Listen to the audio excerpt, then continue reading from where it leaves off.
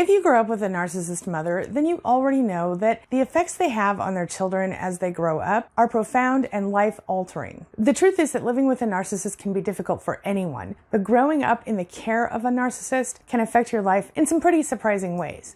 For example, most narcissists use a really pervasive sort of manipulation tactic called gaslighting, and you probably already know that that's pretty much the worst kind of manipulation because it messes with your head in ways you might never expect, especially when it comes from a parent. This is especially true for the children of narcissistic mothers who, unfortunately, can't get away from it and have no concept of what normal actually looks like from the inside. Now, if your mother was a narcissist, you probably spent most of your childhood thinking you weren't good enough, and you probably also assumed that your mom was right about everything she said about you. You might have spent most of your childhood trying to get her approval, desperately seeking her validation, and always failing miserably. For me, and for many of us, this continued well into adulthood. Of course, many of us also actually internalize the toxic mother's image of ourselves, and often we do our best to attempt to become the person she wants us to be, even when that person isn't who we actually are. And of course, when that happens, we begin to fail. We start to think we're worthless. Like all narcissists, these women, they have two faces. The one they show the public and the one they show you behind closed doors at home. And as you get older, on the phone or by email or whatever. And very few people outside your family will have any idea of what you're actually dealing with. Most people will either not be aware of her or they'll think she's amazing, like she hung the moon. This can really mess with you and your sense of self, to put it mildly. Worst of all, as the child of a narcissistic mother, you are forced to pretend in public that all is well, at least when you're still a kid, all the while knowing that when you get home, things are going to be different. In some cases, you literally dread going home because the difference is so significant. I remember getting a stomachache every day on the way home from school, stressing out about it. And if you're a little rebellious, you might not pretend all the time, and then people will start to ask questions. They won't get why you're not happy, and of course, they'll believe your narcissistic mother's lies when she tells them there's just something not right about that kid, or whatever other excuse she happens to make. Alternatively, you'll spend your life living up to an impossible standard, pretty much trying to keep her happy. It never works, but you keep trying. Also, like other narcissists, she doesn't have the ability to tune into you emotionally. And unfortunately, she has no empathy, which is one of the most important things about being a mother, in my opinion. The concept of unconditional love is foreign to her, and she only loves conditionally. She makes sure you know it, too. She's critical and judgmental. But what exactly drives a toxic mother crazy? Well, that's exactly what we're going to talk about today at queenbeing.com. 9 things that will drive a narcissistic mother crazy. So let's get started. What are some issues that drive narcissistic mothers over the edge? Well, number 1, when you have an independent thought or opinion on literally anything that differs from hers. Narcissistic mothers are incredibly opinionated, and no matter what their stance is on any given subject, they absolutely hate it when you have the nerve to think anything other than, well, what they told you to think. Since a narcissistic mother sees you as an extension of herself rather than as a whole person, she cannot imagine that you might possibly have a thought or opinion that doesn't mirror her own. The fact is that your thoughts, feelings, and opinions are rarely, if ever, validated by a narcissistic mother. And when they are, it only happens to be when you happen to feel the same way that your mother does. And this continues into adulthood for most children of narcissists, as I mentioned before. Once you recognize this, though, you might even start to tell yourself, at least this is what I did, that your opinion is, in fact, consistent with hers, at least on some level, right? It causes so much less trouble, and then you're treated to the illusion of approval if you do comply. For example, I have given each of my children 2 middle names. Why? Well, my mother hated the names I had chosen for them and insisted that I add in names from her family. And when I got pregnant for the first time, I really somehow felt the need to be connected to a mother, to my mother. It's something that seems to happen, I guess, when you get pregnant. But when I finally told her about the pregnancy, she literally called me and didn't speak to me for the next 8 months. She said I'd done it to hurt her and felt personally offended by it, apparently. But of course, she showed up for the big day that he was born and pretended to be the doting grandma because why? Well, guess what? It got her lots of attention. And in my clueless and desperate state, I took it and I liked it. All I ever wanted was her approval, and that's one thing I'd never end up getting. Which sadly brings me to number 2. A narcissistic mother hates it when you know something she doesn't know. They hate it when you have a skill they don't have or when you know something they don't know.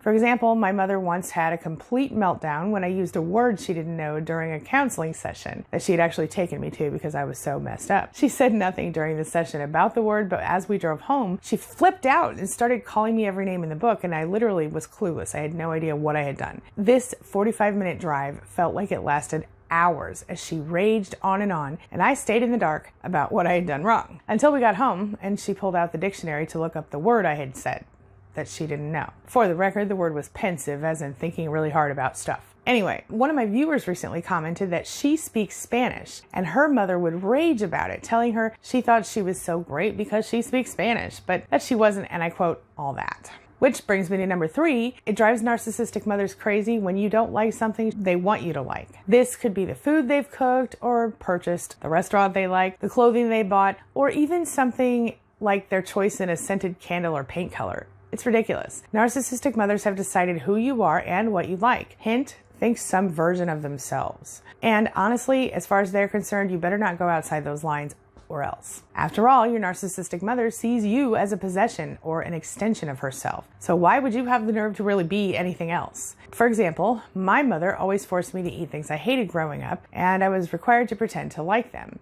This didn't serve me well, as you can tell. But anyway, if I didn't do that, she would punish me in various ways. One year on my birthday, she invited a few of my friends to her favorite pizza place, and proceeded to order a pizza with everything, which was her preference. Now, she knew very well that I seriously disliked that kind of pizza and would have preferred something very simple like pepperoni or something, or even just plain cheese. And when I asked her why she did this, because of course she included olives and mushrooms on the pizza for my birthday, which were two things she knew that I hated, she literally told me, well, I didn't know what everyone liked. And when I told her, but you know what I liked, why would you do that on my birthday? She pulled out the poor me act, as in narcissistic injury. And she acted like I was being completely unreasonable, and how dare I treat her that way? Oh, did I mention I was 12 years old when that happened? Yeah. This brings me to number 4. Narcissistic mothers hate it when you've accomplished something, especially when it's bigger than or more recently than anything they've accomplished. Narcissistic mothers love to brag about your accomplishments, don't get me wrong, but they also secretly, and sometimes not so secretly, hate it when you win. Whether it's your graduation, or you got a book published, or you won an award, beware of the wrath of the jealous narcissistic mother. And yet, ironically, being raised by this type of mother might actually lead you to spend your life trying to prove something. Maybe that you have value in the world. The day I got my first book published, for example, I called my mother all excited. I was telling her I couldn't believe I was finally seeing my name on the cover of a book. I'd always wanted to be a writer. Well, she brushed it off and she told me, look, I'm really busy and I can't talk to you right now. I have to go. And then she never mentioned it again.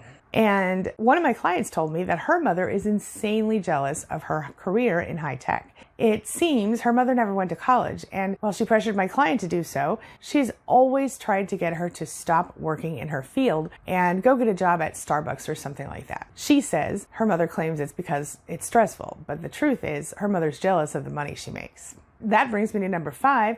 Narcissistic mothers hate it when you're the center of attention. When you've been raised by a narcissistic mother, you know the rules. The mother has to be the center of everything, and that includes your life. In fact, she'd probably prefer to be at the center of everything that happens all the time, ever, always. Even if your narcissistic mother happens to be a little more covert, she still wants to make everything about herself. This will include your wedding day, the birth of your children, and even your birthday. And on any day that's technically supposed to be your day, you can pretty much count on a narcissistic mother to ruin it, at least if you allow it. My mother, for example, made each of the events I mentioned, birthdays, my wedding, the birth of my children, all about her. And when it wasn't all about her, she wasn't interested. Which brings me to number 6. Narcissistic mothers do not like it when you grow up. In some cases, they might seem like great moms when their kids are small because they're so controlling in some cases and overbearing. But especially for females, when you start to show signs, physical signs of becoming an adult, the narcissistic mother will feel insanely jealous of you. This can even lead to her attempting to compete for the attention of other men, maybe your boyfriend, and in some cases can even result in the mother creating an uncomfortable situation in the home by pushing you away from your father out of actual jealousy. Like she feels like she's competing with her daughter for her husband's attention. And in some cases, this can get even worse when the man that the mother's married to isn't the child's father. For example, I had a client who told me that her mother had refused to buy her a bra when she started to really develop. This left her feeling incredibly self-conscious, of course, and so she'd just wear big sweatshirts and overalls whenever she had the chance. The mother was jealous of the daughter's youth and her beauty and her developing body. And if you really think about the level of insanity involved with that, it's kind of horrific when you consider the implications. And in this case, there were lifelong struggles that took years for my client to resolve. Which brings me to number 7. Narcissistic mothers hate it when you don't take their advice. They are full of something they claim is advice, narcissistic mothers. But in reality, their advice is more like an order, as in, do it or else. When you make a decision that a narcissistic mother doesn't agree with, whether it's as simple as getting your hair cut or colored or whatever, or as complicated as what college you should attend or who you should marry, she'll make your life more difficult. In fact, she'll play the narcissistic injury card and throw out the old poor me act. And if that doesn't work, she'll probably rage at you and might even do sneaky things to try to sort of take you down a couple notches. For example, my own mother called CPS on me once and tried to have my children taken from me for not following her orders. I won't go into it here, but you're welcome to read the full story at queenbeing.com/story if you like. That brings me to number 8. Narcissistic mothers hate it when you do what they want. What? I know. But say your narcissistic mother has complained about, I don't know, your grades not being high enough back in the day. So back then you'd work really hard and you'd pull your grades up and maybe you'd even pull straight A's one time. But rather than actually be excited or happy for you, she might say something like, oh great, now let's see if you can keep it up.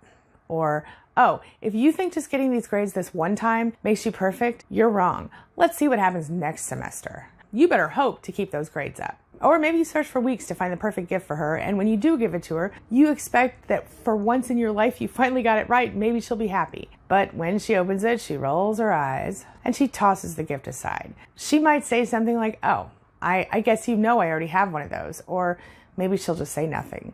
Either way, she's invalidating you for sure. For example, one of my clients told me a story where her mother got angry at her for not defending her when the mother argued with my client's brother, her son. The next time they started to argue, my client dutifully jumped in to defend her mother as requested, but was then chastised for getting in the middle of something that had nothing to do with her. Mind you, the previous argument also had nothing to do with her, but she was accused of trying to censor the discussion. No joke. That brings me to number 9. Narcissistic mothers hate it when you're not perfect, at least as far as they're concerned. They have a very specific idea of what their children are supposed to be, and when they don't measure up, as in when they choose to be who they want to be instead of who the toxic parent tells them to be, it's a big problem. And often this can be the case with stuff that wasn't your choice as well. For example, your toxic mother might feel upset that you had a physical or mental disability, or that you were diagnosed with depression or anxiety, or maybe that you're overweight or underweight, or that you were born with blue eyes instead of brown. And in some cases, such as in the case of I don't know if you remember the case of Gypsy Rose Blanchard, that little girl whose mother pretended she was very ill and required constant medical procedures and a wheelchair and turned out to be totally healthy. Long story. But anyway, they might even get mad at you for being healthy. What it all comes down to is that whether you choose to become perfect, or you go to the other extreme and you choose to give up on that idea, your narcissistic mother will actively discredit anything you do, anything you say, anything you feel. You might start to think that you don't matter, and you might start to feel like you're not even all that real. As I've mentioned before, I remember believing that nothing I felt was as real or as valid as whatever my mother felt or wanted. It was a really hard way to live, thinking you didn't matter. Now, if your mother is a narcissist, you might like to know about my Adult Children of Narcissism support group, which you can learn more about and join for free at queenbeing.com/ACON. ACON for Adult Children of Narcissists. Additionally, take a look at the playlist I'm leaving for you right here, which can help you to heal and start to really take back yourself in ways that maybe you weren't even aware of before. Please remember that you matter. Your feelings, your thoughts, your ideas are valid and worthy of expressing, worthy of hearing. And please remember that you're not alone. This brings me to the question of the day. And the question of the day is, were you raised by a narcissistic mother? And if so, could you relate to any of the points I made today? And what would you add to my list? Share your thoughts, share your ideas, share your experiences in the comments section below, and let's talk about it. As always, thank you so much for being a part of my day and a part of my life. And hey, thanks for letting me be a part of yours. It really does mean a lot to me. Now, before I go, please make sure that you take a look at the videos I'm leaving for you here. And while you're at it, hit the subscribe button so we can stay connected and continue on this healing journey together. I'll see you soon.